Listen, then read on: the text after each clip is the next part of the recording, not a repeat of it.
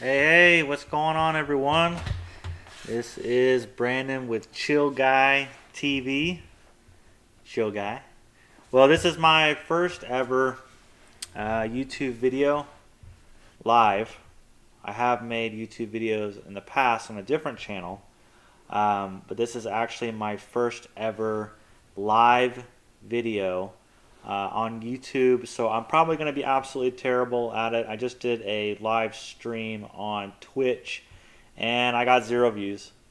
So I know I'm probably pretty terrible, but I thought I wanted to.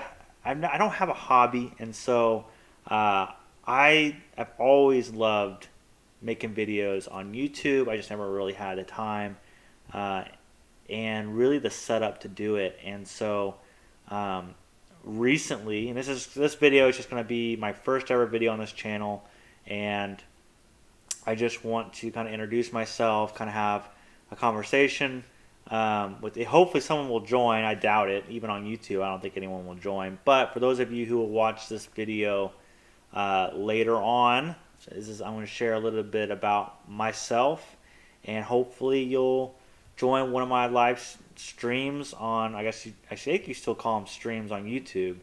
Um, but hopefully, you'll join, and we can have a conversation and everything.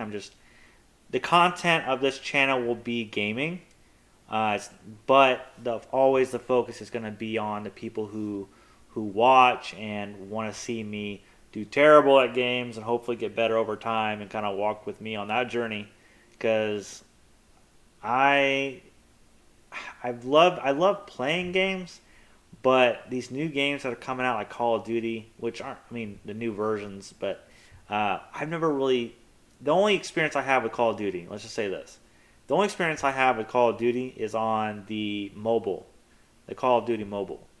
And that is completely different experience wise than playing it on the PC. Completely different. I would get on average like 10 kills on Call of Duty mobile, right? But you go on PC and I can barely get one. Like I am terrible. I am so bad. I have no clue how these people who play Call of Duty are so good. Like it's crazy. So I'm currently on the grind with that and trying to figure out how to get better at Call of Duty because at this point, if I even get one kill, I am jumping up and down and celebrating. Um, but anyways, so this is my first ever video. Like I said, it's gonna be probably kind of bad, kind of ramble. I'm gonna ramble a little bit, but I thought I'd share a little bit about me and kind of laugh at myself later on when I look back and at my very first stream, and um, I can just laugh at how terrible I was talking to 0 people and somehow trying to continue a conversation on. But anyways, so I thought I'd share a little bit about myself. I'm 32 years old, so I'm ancient, I guess, for some of you. Um, but I am. Let's share a little bit about myself. So 32, married. I have 3 kids. All of them are dogs. I have a Cocker Spaniel, English Cocker Spaniel. I think we have a. Now, my wife, if she ever sees this video, might correct me on this. I think we have a Maltese. I don't know. It's the dog that people get who's super cuddly. That helps. Probably doesn't. So, and then we have a mixed. So, that's kind of our family a little bit. I am an accountant. I got my degree at Oklahoma State University. I really love that school. Big fan, alum. Um, I'm a staff accountant, and let's see here. I served 5 years in the Marine Corps, which may surprise some of you. You may see the glasses and think, "No way did he ever serve in the Marines." But yep, I was a 6154 Hewing Cobra airframe mechanic. So I worked on hydraulics and structural components of the aircraft. So that was really fun. Got to go to some cool places. Got to go to I didn't go to anywhere like a combat zone or anything like that, but um, got to go to Okinawa, Japan. Got to go to South Korea. I got to serve with a lot of great guys. Some of them I was able to continue the friendship and the brotherhood past the service. But sometimes in end of service you kind of all just kind of go separate ways, and you don't like everyone you served with, but I definitely met some guys that I really respect, and I'm really grateful to know them and for them to keep me as their friend. So, anyway, I guess I could ramble a little bit about the military, but yeah, I served 5 years, Okinawa, South Korea. Went to 29 Palms, that was fun. Not really. Went to Yuma. Let's see, I went to some other places and stuff, but I had a lot of fun. It was a good experience. I meet a lot of guys who are younger who say, like, oh yeah, I want to join the military, or I meet older guys who are like, oh yeah, like I wish I could have joined the military and everything, but my opinion is, it's just my opinion, my anecdotal experience. My opinion in the military is it can be a really great thing for some people, and it can be a terrible thing for other people. And a lot of that comes down to um, who you are. Do you know yourself well enough to not be so influenced by others? Things that I've seen in my experience, just my experience and my opinions. But there's a lot of guys who go in, who do their time, who come out worse than they came in. And it's just because they are impressionable people who don't really know themselves well enough to say no to a lot of things. And so it just kind of depends who you are. I mean, like I said, some people go in and they have a fantastic experience. Others, not so much. And it's just because of who they hung around and how impressionable they were by others. So the military, I don't think is for everyone. I think you need to be careful about which branch you go into, which MOS you try to get. I think my first choice was not the Marines. My first choice, and I know everyone likes to think that, oh yeah, I was just rah rah for the Marines, but actually my first choice was probably better suited to how I look. I tended to like the Air Force, to be honest. I think I wanted to be a load master. That was what I wanted to do in the Air Force. I wanted to be a load master because I saw a YouTube video with some guy, I think he was in a C5 or a C-130, or I don't know what he was in, but he had cargo launching out the back with parachutes deploying and everything, with like Eye of the Tiger or something like that playing in the background, and I was hooked. I wanted to be a load master. I thought that was the coolest job, to fly around and drop cargo to the real fighters down there on the ground. But I really thought that would be a really great job. And so when I went to go to the recruiting station for the Air Force, at the time, I don't know how they do it now, but I don't know necessarily if I'm recollecting it as accurate as it actually happened. But I guess the way it is you have to pick like 10. I think it was like 10 from what you want the most to, I guess, what you're willing to compromise to. And all I really wanted to do was Loadmaster. I didn't want to do anything else. I didn't want to be anything else. I wanted to join the military to be a Loadmaster, right? And so when I went in there, they basically told me like, hey, like you may want to do this, but it kind of goes on the needs of, right, the service. So whatever branch you're in, they want to put you where they need you the most, right? So if they need cooks, that's where they're going to try to get you. Especially, if you go open contract, that's where they're going to want to put you. But they said, there's only so many slots for certain MOSs and whatever equivalent to MOS is. All I know is the MOS. I don't know what other branches call their job titles and everything, but or their categories. But anyways, so they couldn't guarantee me that, and so I was kind of like, well, that's all I want to do, so I don't want to take the risk and sign a contract for something that's not what I wanted. And so I ended up, I think this was back in 2000, and I joined in 2012. So this had to have been I would say early to mid 2011. I was trying to make this decision. So I ended up going, I know this has turned into a military conversation, but hey, I'm talking to myself, might as well. And hope you all like this kind of conversation. If it doesn't, you probably already left. But anyways, So I ended up, once they told me that I couldn't get that, I ended up going and talking to a Marine recruiter.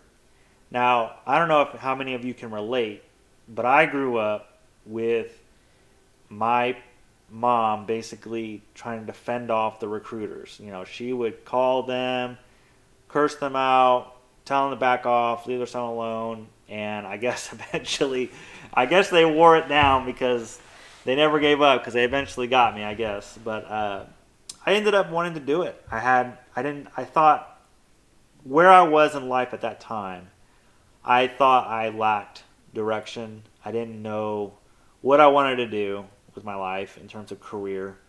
Um, I needed direction. Like I knew who I was, I had my, I felt like I understood kind of who I was, but I just wanted to. I didn't know what I wanted to do. I didn't go to college. I think I went. No, I went to community college and had one class left to finish my associates. And I ended up failing that class right before I shipped out for boot camp. But anyway, so I talked to a Marine recruiter, and we sat down and talked, and then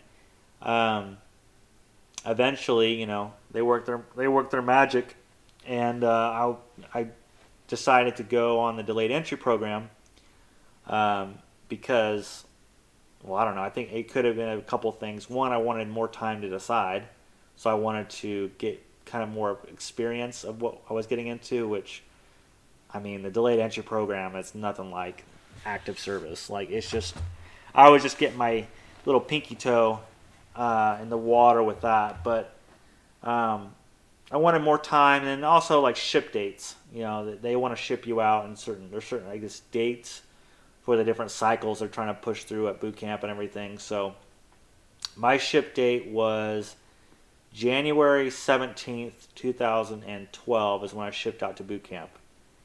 And so I was there, and it's so funny. Like I know, like I said, I know this turned into a military conversation, but why not?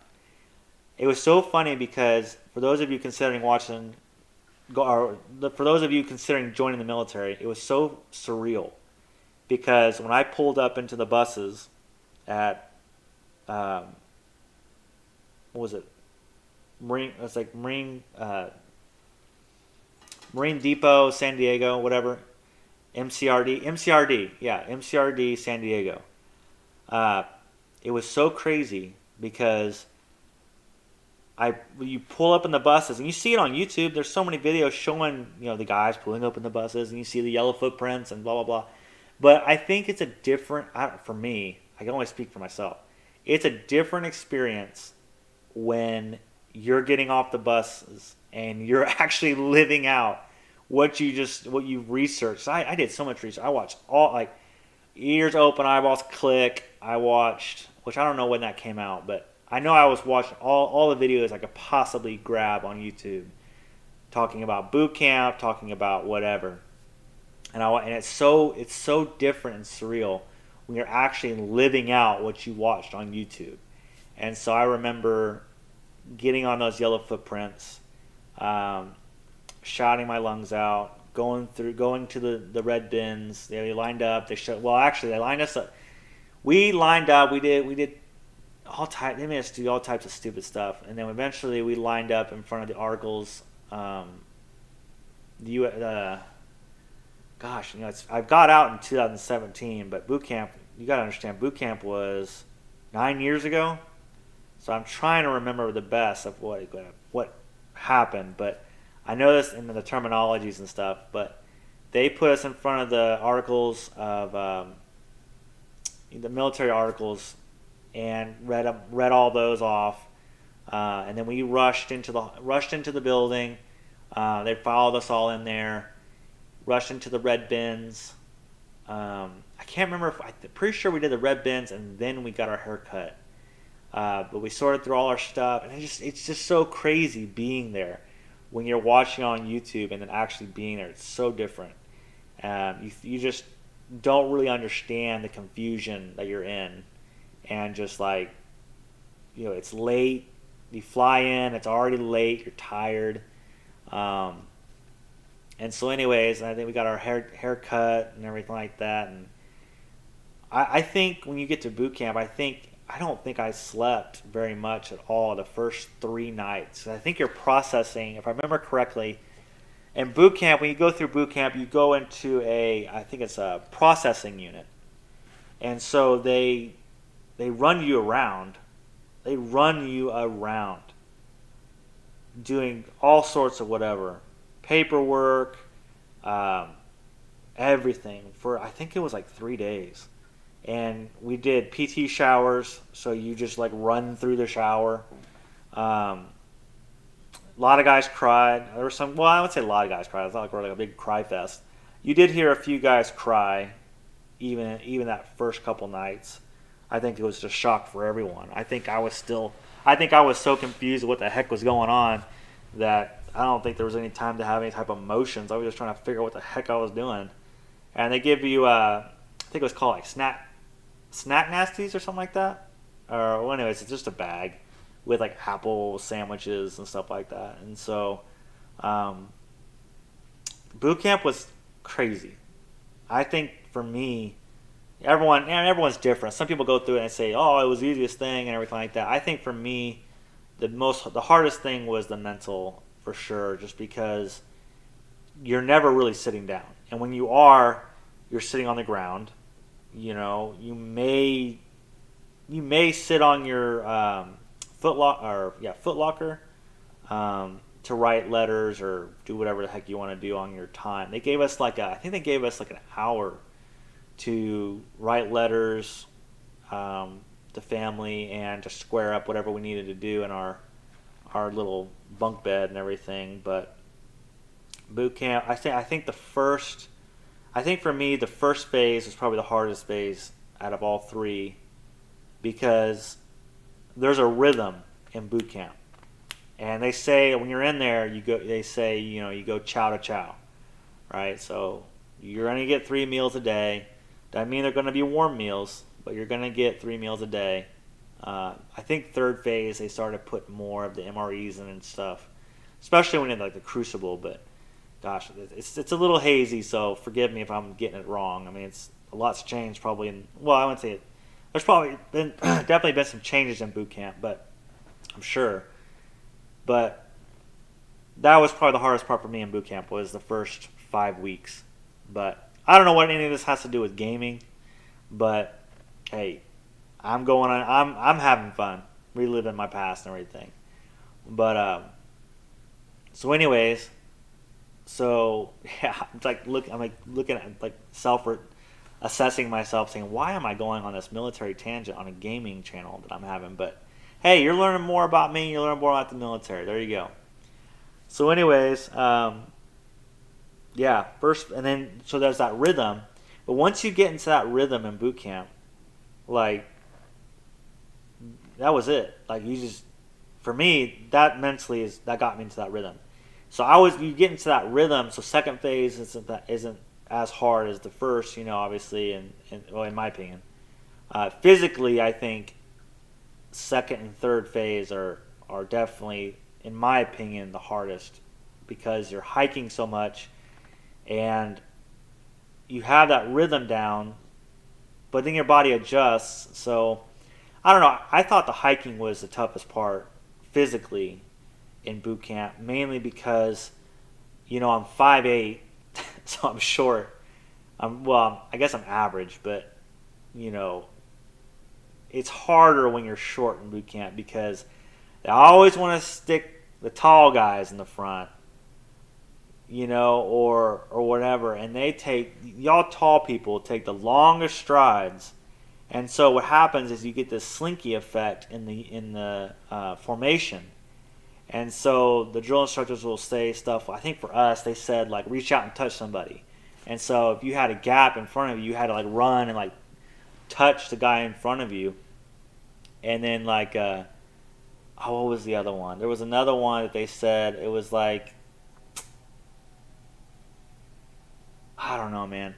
Definitely the one about reach out and touch somebody, and you just go out and touch the back of the person in front of you, and it's like a slinky effect. So while you tall guys were just taking your strides in the front, the shorter people were sitting there practically running to fill in these gaps. And so what happens is the problem with the Sinky effect is that everyone's trying to catch up, and then it slows down, and then gaps form again, and it runs and slows down. Whereas everyone just kind of, if you could just somehow get some constants in there, where yeah you had a gap, but maybe you didn't close it so fast, maybe you could eliminate that Slinky effect, because it was terrible when you're carrying your pack and you're trying to fill a gap and you're tired and you're going on a 3K or whatever it is that you're doing. It's tough. But anyways, so to let you guys know, I am terrible at Call of Duty. I'm terrible at a lot of games. So I'm hoping that, I'm not doing this for money. I think it'd be great to be able to have people that would contribute to the stream, and that would be great. But, this for me is something I enjoy doing. Whether I'm good or not, I enjoy live streaming. I enjoy hopefully meeting new people, getting to know new people, and just playing games and having fun. Like, that's what it is. It's a hobby. I want to get to know new people and just be involved in other people's lives. Just when they come on, we can have a good time and have a chat and everything. You can watch how terrible I am at Call of Duty, because I struggle. I don't know what it is. It's definitely not my connection. It's definitely not my hardware. It's this guy. This is the guy that sucks at Call of Duty. And this isn't going to be a Call of Duty channel. I'm just saying, like, I'm going to do different games. But, so anyways, this is my first, like I said, my first stream. And I there's probably no one that's made it this far. They probably got to the first 30 seconds. It was like, no way. But, yeah. So I had, military life was good. I graduated boot camp, went off, A school, C school for my platform, got my platform. Well, I did MCI. That's right. So boot camp. Oh, no, MCI. Boot camp, MCT, then A school, C school, and then you hit the fleet for us in the aviation community. And our contract's a little different. We have everyone that goes into the military, pretty much, unless you're reservists, pretty much, as far as I know, you have an 8-year obligation. You just do. Your contract's for 8 years. It's whether or not, what ratio do you have of active to inactive reserve, or active duty to inactive reserve. So like for aviation, because our training is so long, pardon me, like, you drink? Because our training is so long in aviation in the Marine Corps, we have to do 5 years of active duty and then 3 years of inactive reserve. There's a lot of guys who have 4 years. Some people have 2. It just kind of depends on how your contract's laid out for your MOS. But everyone pretty much does 8 years. And so I don't know really why I needed to say that, but if anyone wanted to know, that's what it is. So, but anyways, so yeah, why I wanted to get into streaming is for you guys, but I had to do a lot to start streaming. I had to do a lot. So when I decided I wanted to start streaming as like a hobby, I had a MacBook. This is chat time with a chill guy. Normal content will be gaming, but every now and then, who knows? Maybe I'll just chat with you guys. So what I decided to do was, because I had a Mac computer, an old 2013 Mac computer. A lot of the games today, they require a certain level of a GPU, right?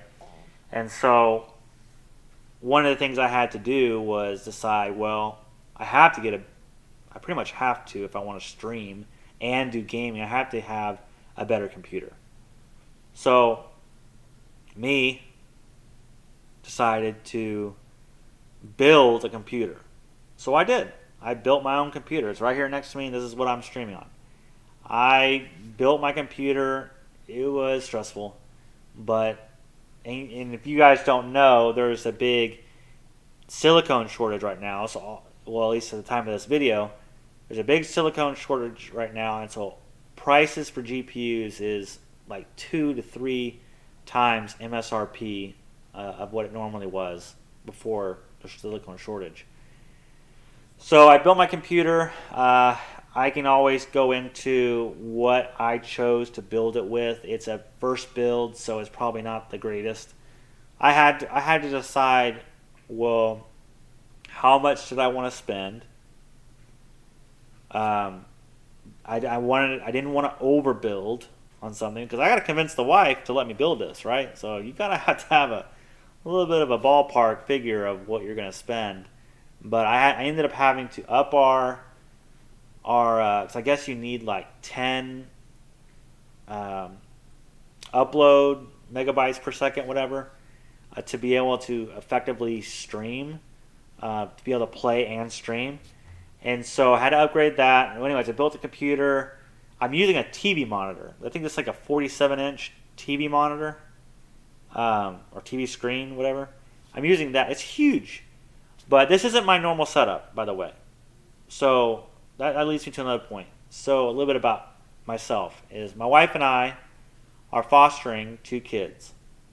We've been in fostering kids for about almost a year now. And so both of our we took in a 6-year-old and a 20-month-old, and they are about to be reunited with their bio mom. And so we're super excited for her. We're really proud of her and everything she's done. There's a lot of misconceptions in foster care that people who aren't in it, maybe some people are in it, have. I think they still have misconceptions just based off their small experience, in which we've had a small experience too. So to be fair, I have to criticize myself in saying we still have a small experience in foster care.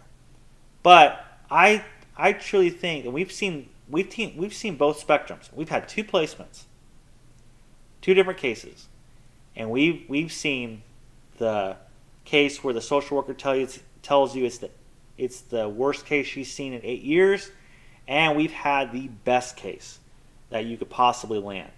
So we've seen both sides of it, and so. Anyways, all that to say that when they finally are reunified, which is the goal, and we're okay with that. It's going to hurt, for sure. It's going to hurt us because we love these kids so much. But when they're able to finally reunify, I get to have back my middle bedroom, which I will turn into a little studio. So I actually have a green screen right over here, right over there. Set up. I'm not going to show you, but so I don't want you all checking out my house and criticizing me on it. But anyways, I got a green screen, so I'm going to set up my studio. I have a desk. I have everything I need to have a pretty decent. It's not going to be perfect. It's not going to be professional, but it's going to look a pretty decent setup for a stream. I'm not going to have fancy lights or anything. If you want that, just go ahead and click off this video. I do hope to eventually make better content for sure. I mean, this video right here is just kind of just a chatting video. But normal content, I'm hoping to, the only thing that's stopping me from making normal content is one of my monitors. I'm having issues. I'm waiting on a DisplayPort to DisplayPort cord because the GPU that I got has a HDCI or whatever, and then it has a HDMI, and then it has a DP. So I only have one HDMI port on this GPU, which is where it puts its output for the graphics, because my CPU doesn't have a built-in GPU. So I'm gonna have to use one of these monitors is gonna have to get an HDMI to HDMI, and the other one's gonna get a DP to DP. I'm hoping that works. I could be totally wrong about this, but I'm hoping that works. Because as of right now, I can't stream games right now, so because I need dual monitors, otherwise it messes up. I can't see the chat, I can't see what's going on Streamlabs, OBS, and then the game. So hopefully that'll come in soon, and I can be able to start live streaming games and everything. So for anyone watching this video, and if you made it this far, I applaud you. If you made it this far, I applaud you. But you prepare, because I'm gonna start putting out some gaming videos, and like I said, it's not not just an only a Call of Duty channel. It is a gaming channel where whatever's interesting, whatever's requested, whatever's interesting, I will definitely, I'm open to playing it and having fun with that.